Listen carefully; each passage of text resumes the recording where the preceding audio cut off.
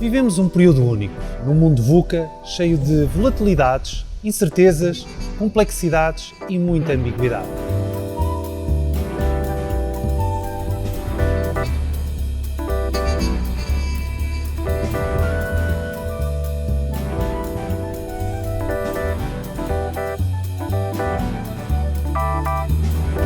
Nossa sociedade desenvolveu-se alicerçada no princípio do crescimento contínuo, diria mesmo infinito.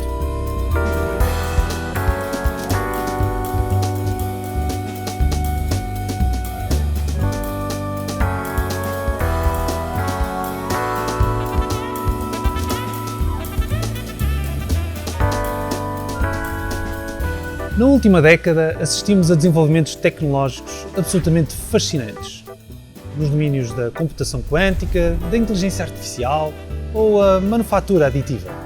Possibilitaram o surgimento de conceitos só imaginados em ficção científica, como veículos autónomos ou realidades virtuais paralelas, como o metaverse. Ou então obras de arte digitais assentes em NFTs.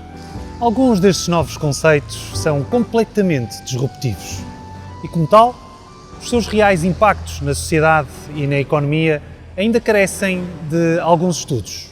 Ainda há muito para compreender. O que sabemos é que a humanidade tem progredido significativamente, em particular no último século. Há dois indicadores que gostaria de realçar: a esperança média de vida e o índice de pobreza. Repare-se que a esperança média de vida da população no século XIX era inferior a 40 anos em todos os países. Em 1960 já tinha subido para os 60 anos na Europa, Estados Unidos e outras regiões mais desenvolvidas. E atualmente situa-se nos 73 anos e não há nenhum país abaixo de 50 anos. É absolutamente fantástico. Quanto ao índice de pobreza, os seus níveis estão em mínimos históricos. Em 1990 havia 2 mil milhões de pessoas a viverem nesta situação. 20 anos mais tarde, em 2010, estes números foram reduzidos para pouco mais de 1.000 milhões, ou seja, uma redução de 50%. E atualmente existem aproximadamente 700 milhões de pessoas nesta situação, correspondendo a 9% da população mundial. A riqueza das nações e das suas populações também tem crescido ao longo das últimas décadas. Olhando para o Produto Interno Bruto, podemos visualizar um crescimento exponencial tendo acelerado a partir do século XX. Entre 1800 e 1900 o PIB aumentou quase 2 vezes e entre 1900 e 2000, 18 vezes. E nos últimos 20 anos, praticamente duplicou. Brutal, não é verdade? Porém, há sempre o mas. O desenvolvimento humano não tem sido isento de problemas e tensões. Os impactos sobre os sistemas naturais e sociais têm sido amplamente divulgados e debatidos nos últimos anos. Estamos a assistir a uma rápida exaustão dos recursos naturais, com consequências, quiçá, irreversíveis.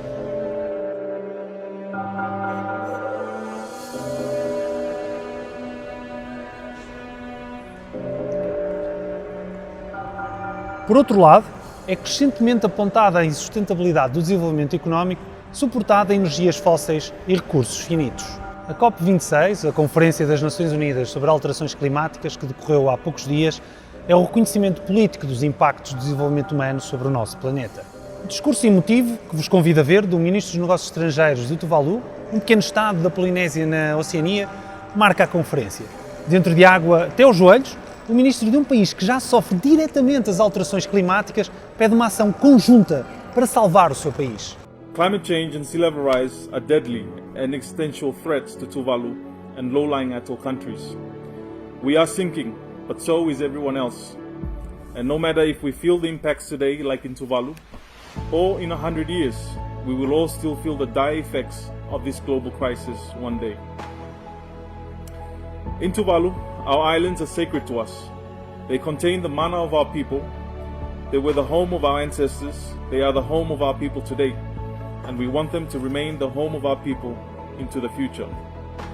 This is why this call to you from Tuvalu is not just a political statement.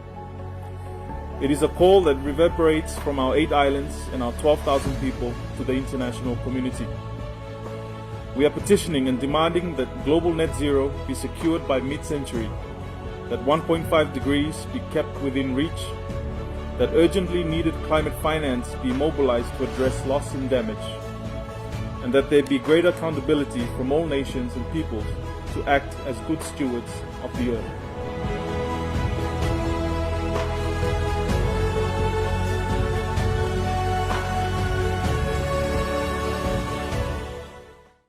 E os exemplos sucedem-se, desde a seca severa no sul de Madagascar até ao encerramento de escolas em Delhi devido à poluição atmosférica. As populações estão a ser diretamente afetadas pelas alterações climáticas. E se há uns anos esses impactos pareciam distantes, devido ao ritmo acelerado do desenvolvimento, hoje estão mesmo ao virar da esquina, sendo quase impossível passarmos ao seu lado sem o sentirmos.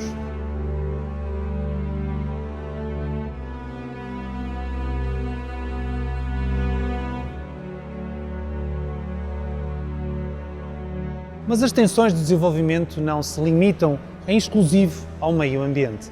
Estamos também perante um crescimento das tensões sociais.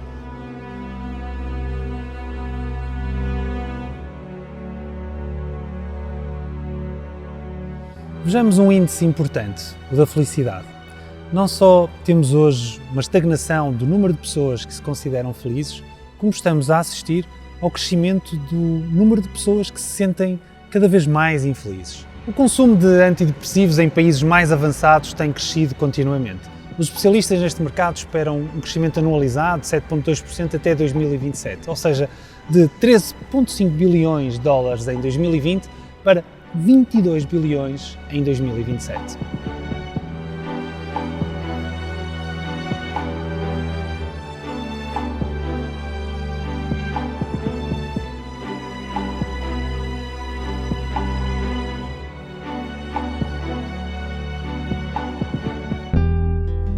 Como seria de esperar, as empresas não são imunes a estas tensões. E apesar do rápido desenvolvimento tecnológico ter permitido ganhos significativos de eficiência e produtividade, a pressão que é exercida sobre todos nós enquanto recursos humanos cresceu significativamente e, em particular, no último ano e meio decorrente da pandemia. Os casos de burnout têm vindo a aumentar. A retenção de talento é cada vez mais difícil e a rotação das equipas está em crescimento acelerado. O real impacto da pandemia no trabalho ainda permanece desconhecido, mas alguns estudos anteciparam que teremos alterações profundas. Cerca de 40% das pessoas que responderam durante 2021 ao inquérito do Microsoft Work Trend Index indicaram que tinham vontade de mudar de emprego durante aquele ano.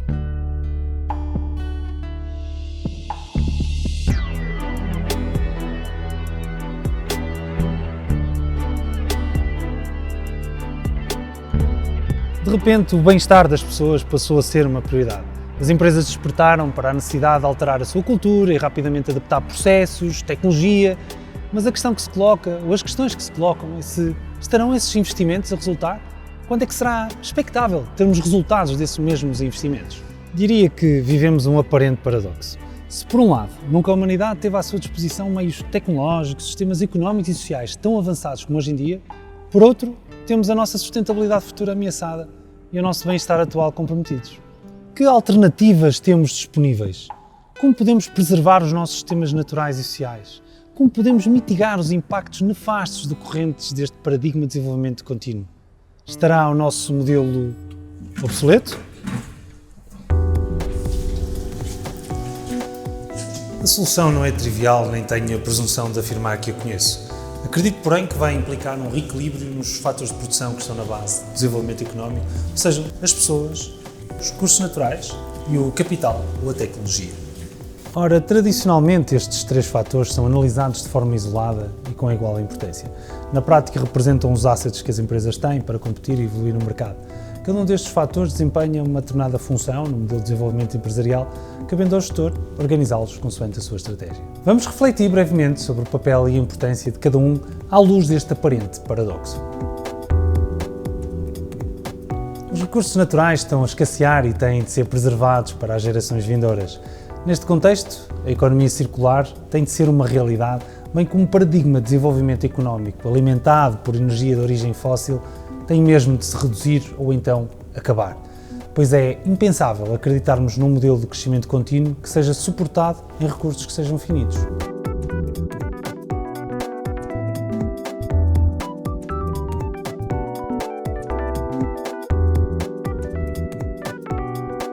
Os impactos a nível das empresas são imensos. De facto, não é mais suficiente aumentar a eficiência marginal dos processos. A alteração que se exige tem de ser muito mais vasta. O desenvolvimento de soluções de baixo consumo de recursos implica mudar fundamentalmente a forma de produzir. Implica novos processos, novas tecnologias ou diferentes competências. ou até implica uma nova visão, uma nova estratégia e até mesmo uma nova cultura.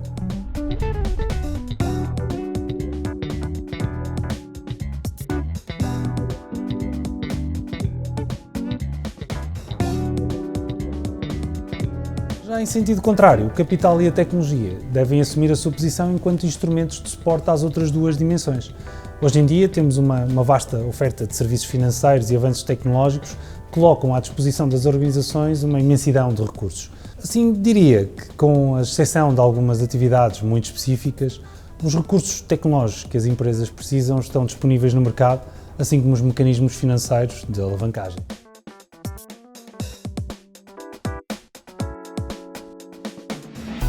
Temos, por fim, os recursos humanos, as pessoas. E este é, a meu entender, o fator crítico. Acredito que na gênese da tensão social e laboral está um certo desequilíbrio na repartição dos benefícios que são decorrentes do progresso económico, nomeadamente entre colaboradores, clientes, acionistas e a sociedade de uma maneira geral. Quantas vezes um aumento de eficiência de processos se traduziu, de facto, numa melhoria tangível para a qualidade de vida das pessoas? Quantas vezes é que as reorganizações e implementações de novas tecnologias consideram efetivamente as pessoas e foram feitas a pensar nelas? Precisamos de repensar o papel e a função do fator humano nas organizações, trazendo-o para o centro da tomada de decisão. Precisamos de organizações verdadeiramente centradas nas pessoas, com um certo human touch. Sejam eles os colaboradores, os clientes, os acionistas ou a sociedade no seu geral. Assim que colocamos as pessoas no centro da organização, toda a perspectiva organizacional se altera. O consumo de recursos naturais finitos ou a adoção de processos que sejam poluentes deixam de ser aceitáveis, pois estamos claramente a impactar vários grupos de pessoas. A escolha das tecnologias digitais é mais sustentável e o seu benefício de eficiência também reverte para as pessoas, nomeadamente para o seu bem-estar. O alcance desta mudança é mais profundo ainda, se não vejamos. Pela necessidade de acautelar os interesses de vários grupos, a visão e a estratégia serão também alteradas e modificadas. A própria cultura da empresa poderá ter de ser reorientada. Lideranças, processos, KPIs e muitas outras dimensões deverão também ser ajustadas. O objetivo é ter uma empresa de pessoas para pessoas. Não sou tão otimista a ponto de acreditar que todos os problemas vão ser eliminados, mas certamente estas empresas vão conseguir mitigar diversos dos problemas sociais que no médio e longo prazo serão um importante vetor da sua competitividade. Vivemos então tempos únicos de profundas mudanças e rápidos desenvolvimentos. Não obstante tudo o que alcançamos nas últimas décadas, a verdade é que provocamos danos significativos no meio ambiente e deparamos-nos com uma sociedade mais tensa e menos feliz. Está ao nosso alcance, enquanto líderes, gestores, pais, indivíduos, ajustarmos o atual paradigma de desenvolvimento caso queiramos deixar um planeta para as gerações vindouras. Eu acredito mesmo que esta mudança implica também um reequilíbrio dos fatores produtivos que vos falei há pouco. E acima de tudo temos de ter uma organização de pessoas para pessoas.